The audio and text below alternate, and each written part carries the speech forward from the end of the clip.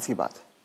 तो अब जो आदमी 75 का हो गया, उसने खुद अपनी लंबी उम्र की तैयारी ही नहीं करी, और जब उसने कोई तैयारी खुद नहीं करी है तो उसका परिवार या उसके समाज उनको कैसे तैयारी, वो कैसे तैयारी करेंगे? तो आपका ये कहने का मतलब है कि पहले तो शायद वो 60 साल तक जीता तो बहुत बड़ी बात थी, तो जब तक वो कमा रहा था वो जी रहा था, अब वो 80 साल तक जी रहा है। तो इसके जो परिणाम है वो भी इकोनॉमिक एंगल मुझे समझाइए।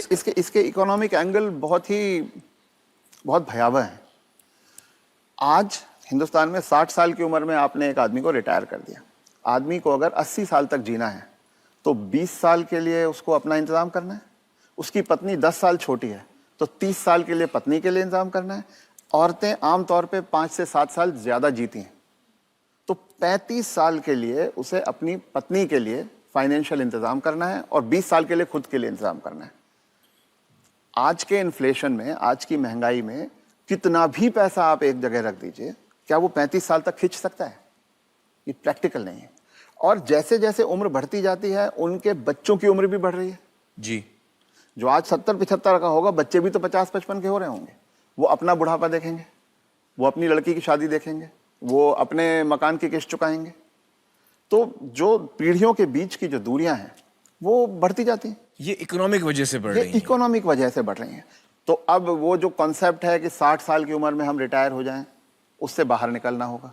जब तक शरीर साथ देता है काम करते रहना है और 2 पैसे कमाते रहना है जी। कुछ करके किसी तरह से अपनी आर्थिक स्वतंत्रता को कायम रखना चाहिए, जितने ज्यादा से ज्यादा समय तक हम रख सकते हैं।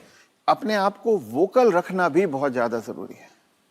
अगर मेरी परवाह मेरे परिवार वाले नहीं कर रहे हैं और अगर अड़ोसी पड़ोसी इस बात को जान जाएं तो कोई भी बुजुर्ग कभी भी किसी परेशानी का सामना नहीं करता, क्योंकि तो चुप ना रहें। चुप रथ ना साहब रहें। ये कह रहे हैं कि चुप ना रहें। अगर आपके बच्चे आपके साथ व्यवहार ठीक नहीं कर रहे हैं सबको बताएं। तो आप सबको बताएं। जी।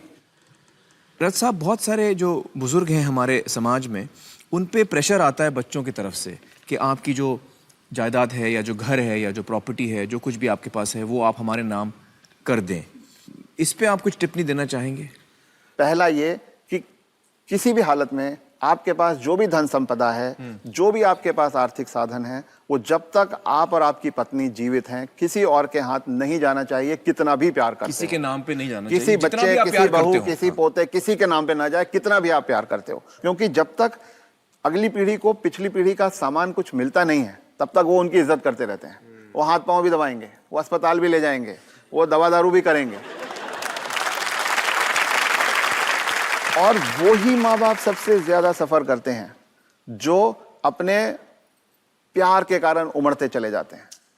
मेरा बेटा, मेरी बेटी, मेरी बहू, मेरा पोता, जो ये मेरा मेरा करना जिसने शुरू किया, बस वहीं से उनके दुर्गति के दिन शुरू हो जाते हैं।